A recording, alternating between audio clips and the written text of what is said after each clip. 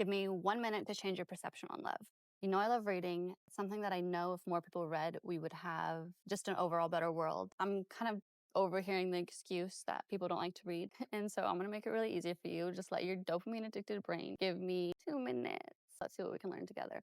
This is All About Love by Bell Hooks. It's absolutely incredible. She writes, if our society had a commonly held understanding of the meaning of love, the act of loving would not be so mystifying. The word love is most often defined as a noun, yet all the more astute theorists of love acknowledge that we would all love better if we used it as a verb.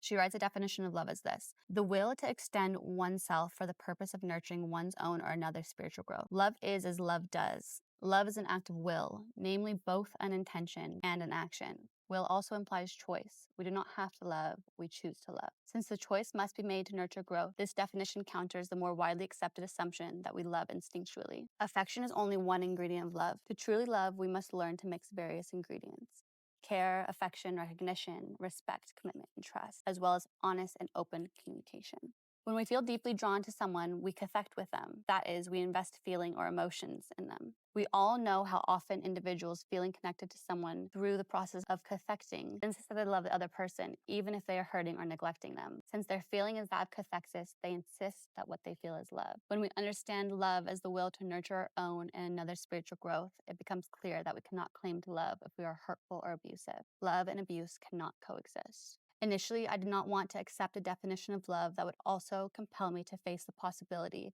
that I had not known love in the relationships that were most primary to me. Years of therapy and critical reflection enabled me to accept that there is no stigma attached to acknowledging a lack of love in one's primary relationships.